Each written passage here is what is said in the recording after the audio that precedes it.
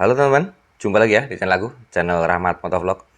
Oke teman-teman, di video kali ini aku ingin membahas tentang sesi tes terakhir di sirkuit Buriram, Thailand teman-teman ya. Di mana Marc Marquez mengobrak-abrik lap time di sana teman-teman ya. Dan juga keputusan Ducati lewat David Tardosi yang telah memutuskan mesin mana yang akan dipakai di musim 2025. Serta yang terakhir adalah catatan waktu para pembalap di hari kedua atau hari terakhir di tes di sirkuit Buriram, Thailand teman-teman ya. Oke, langsung aja yang pertama yaitu keputusan dari Ducati menentukan pilihan untuk mesin di tahun 2025 dan di tahun 2026. Karena untuk pabrik-pabrikan yang tidak mendapatkan konsesi, mesin mereka akan disegel selama 2 musim atau langsung disegel untuk 2 musim ke depan teman-teman ya. Makanya kemarin dari kubu Ducati ada sedikit kebimbangan untuk memilih mesin mana yang dipakai di musim depan. Karena untuk mesin GP25 sendiri, kata para pembalap mereka yaitu Marc Marquez dan Pecco Bagnaia, untuk GP25 ternyata mesinnya tidak stabil teman-teman ya. Berbeda dengan GP 2024. Walaupun untuk GP25 sendiri memiliki kelebihan yaitu akselerasi top speed. Itu lebih bagus dari GP24 teman-teman ya. Itu kata Marc Marquez sama Pecco Bagnaia. Tetapi GP25 juga memiliki kurangan di mana titik pengeremannya kurang presisi atau kurang bagus seperti GP24. Akhirnya per hari ini pabrikan Ducati melalui David Tardosi telah mengkonfirmasi bahwa mereka akan memakai mesin GP24 untuk musim 2025 dan 2026. Akhirnya permintaan Marquez terkabulkan ya teman-teman ya, karena Marc Marquez sendiri dari kemarin sudah meminta untuk memakai mesin 2024 di seri 2025 dan 2026. Karena menurut Marc Marquez sendiri, Marc Marquez tidak mau mengambil risiko untuk mesin yang masih dalam tahap pengembangan. Apalagi waktu untuk pengembangan dari mesin sangat terbatas teman-teman ya. Dan kata David Tardosi sendiri, dia mengatakan bahwa untuk musim 2025 dan 2026, tim Ducati tidak mau mengambil resiko untuk memakai mesin 2025 karena resiko itu terlalu besar.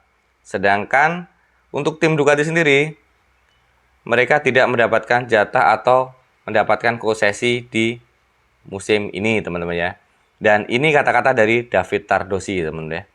Itu sudah diambil dan mesin untuk musim 2025 dan 2026 akan menjadi 2024.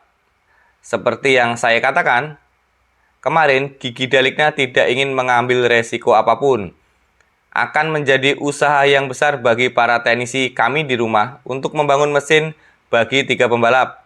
Kami untuk balapan pertama, tetapi Gigi telah mengambil keputusan ini. Saya pikir kami akan memiliki mesin tersebut. Musim 2025 nanti kemungkinan besar tim Ducati juga akan memakai sasis dan aero seri pertama, yaitu menggunakan Aero 2024 teman-teman ya. Dan nanti akan diuji coba ulang di uji pasca GP Spanyol. Dan David Tardosi sendiri menambahkan bahwa itu kemungkinan nyata. Saya kira keputusan akhir mengenai fairing dan sasis akan kami ambil malam ini. Dan saya kira kami akan menunda setelah membekukan mesin hingga tes Jerez.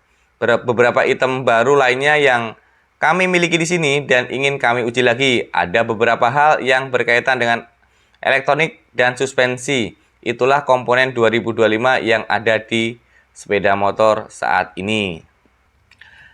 Nah, jadi sudah fix ya teman-teman ya. Tim Ducati telah memilih GP24 untuk musim 2025 dan 2026 teman-teman ya. Dan yang selanjutnya teman-teman ya, yaitu catatan waktu Marc Marquez dan para pembalap lainnya di tes hari terakhir di sirkuit Buriram, Thailand teman-teman ya. di mana Marc Marquez masih menjadi yang tercepat teman-teman ya, atau bisa dibilang duo Marquez masih tercepat. Dan ini data yang berhasil admin dapat dan akan share kepada teman-teman biar semakin jelas lagi bahwa emang Marc Marquez luar biasa kencang di sini teman-teman ya. Dan ini datanya teman-teman. Oke teman-teman, di posisi pertama ada Marc Marquez teman-teman ya, dengan Ducati Lenovo-nya dengan catatan waktu 1 menit 28.855 detik, disusul dengan Alex Marquez di posisi kedua dengan gap 0,175 detik. Di posisi ketiga ada Marco Bezzecchi dari Aprilia Racing dengan gap 0,205 detik. Nomor 4 ada Pedro Acosta dari Red Bull KTM dengan gap 0,278 detik. Nomor 5 ada Francesco Bagnaia dari Ducati Lenovo dengan gap 0,523 detik. Di nomor 6 ada Joan Mir dengan gap 0,544 detik. Nomor 7 ada Francisco Morbidelli dengan gap 0,599 detik. Nomor 8 ada Fabio Quartararo dengan gap 0,731 detik. Nomor 9 ada Maverick Vinales dengan gap 0,751 detik. Nomor 10 ada Jack Miller dengan gap 0,762 detik. Nomor 11 ada Ai Ogura dengan gap 0,781 detik. Dan di posisi 12 ada Brad Binder dengan gap 0,877 detik. Nomor 13 ada Raul Fernandez dengan gap 0,877 detik. Nomor 14 ada Luca Marini dengan gap 0,928 detik. Nomor 15 ada Bastianini dengan gap 0,982 detik. Nomor 16 ada Johan Zarco dengan gap 1,027 detik.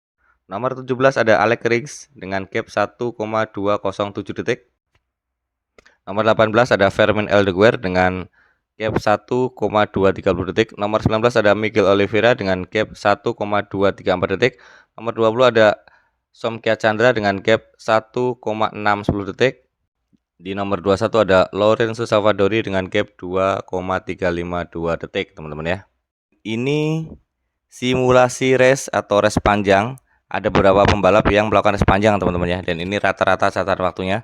Salah satunya Marc Marquez dengan 24 lap, rata-rata 1 menit 30,376 detik per lap. Alex Marquez 1 menit 31,071 detik. Francesco Morbidelli 1 menit 31,019 detik. Johan Zarco 1 menit 31,570 detik. Somkia Chandra 1 menit 32,009 detik. Dan ini simulasi sprint race beberapa pembalap ya. Yang pertama ada Marco Bezzecchi yang melahap 13 lap dengan 1 menit 30,093 detik. Joan Mir dengan 1 menit 32,82 detik. Fabio Quartararo 1 menit 30,361 detik. Jack Miller 1 menit 30,871 detik. Brad Binder 1 menit 31,077 detik. Luca Marini 1 menit 31,315 detik. Dan untuk hasil tercepat di hari pertama masih dipegang Marc Marquez dengan catatan waktu 1 menit 29,184 detik teman-teman ya. Dan lap terbaik masih dipegang Francesco Bagnaia dengan 1 menit 28,700 detik di tahun 2024. Putaran balapan tercepat Marco Bezzecchi 1 menit 30,896 detik 2023. Dan itu tadi update berita MotoGP yang berhasil saya dapatkan untuk sesi tes terakhir di sirkuit Buriram Thailand teman-teman ya. Dan seperti biasa teman-teman ya, jika teman-teman punya komen, punya saran, punya pendapat, silahkan coret-coret di kolom komentar. Dan jika teman-teman suka dengan video ini, jangan lupa like, komen, subscribe, dan share. Dan jika kalian tidak suka dengan video-video ini, tinggal di skip aja. Dan sampai jumpa di video-video aku selanjutnya ya. Dadah.